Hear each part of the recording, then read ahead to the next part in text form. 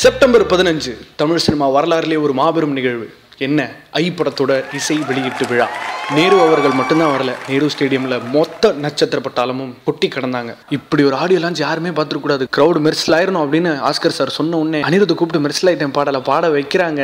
அவர் பாடினது கேட்கவே இல்லை. அம்புட்டு கத்தல் கூச்சல். ஆனா இதெல்லாம் தாண்டி ஒரு செகண்ட் அப்படி நெஞ்சு நின்றுச்சுங்க. எல்லாரோட வாயும் தரையை தொட்டுக்கிட்டு இருக்கு. என்னன்னு கேக்குறீங்களா? யாருமே பார்க்காத ஒரு கெட்டப்ல விக்ரம் சார் அப்படியே வராரு ஸ்டேஜுக்கு.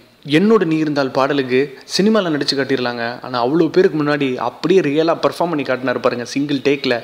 வேற யாரால முடியும் இதெல்லாம்? வேடிக்கையான விஷயம் என்னன்னா, விக்ரம் சார் கிட்ட மைக் போக சொல்றாரு, 4 மணிலேருந்து இந்த மேக்கப் நான் போட்டுக்கிட்டு இருக்கேன். ஆனால் எனக்கு முன்னாடி 3 மணிலேருந்து ஏமி ஜாக்சன் மேக்கப் போட்டுட்டு இருக்காங்க. உங்களுக்கே தெரியுமே லேடிஸ் ரெடியாக எவ்வளோ நேரம் ஆகும் அப்படின்னு.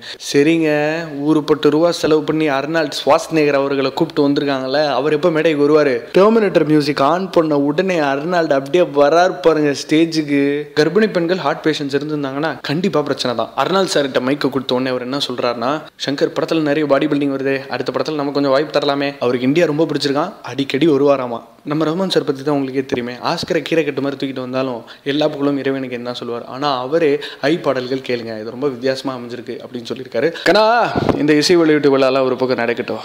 ஆனால் அதோட மாஸ் எங்கே இருக்குன்னா, நம்ம தலைவர் சூப்பர் ஸ்டார் ரஜினிகாந்த் அப்படியே அவரோட டிப்பிக்கல் ஸ்டைலில் ஃபாஸ்ட்டாக நடந்து வராரு பாருங்க. மக்கள் அப்படியே எந்திரிச்சு நிற்கிறாங்க. இவ்வளோ நடந்ததுக்கப்புறம் சூப்பர் ஸ்டார் பேசலைன்னா எப்படி? சூப்பர் ஸ்டார் என்ன சொல்கிறாருன்னா, விக்ரம், உங்களோட எஃபர்ட்ஸுக்கு ஒரு சீனியர் ஆக்டராக என்கிட்ட இந்த ஹேட்ஸ் ஆஃப் அப்படின்னு சொல்லி முடிச்சிடுறாருங்க. இறுதியாக இயக்குனர் சங்கர் என்ன பேசினாரு? பல பேர் தன்னோட உயிரை கொடுத்து நடிப்பாங்க, அதில் விக்ரமும் ஒரு முக்கியமான ஆள்.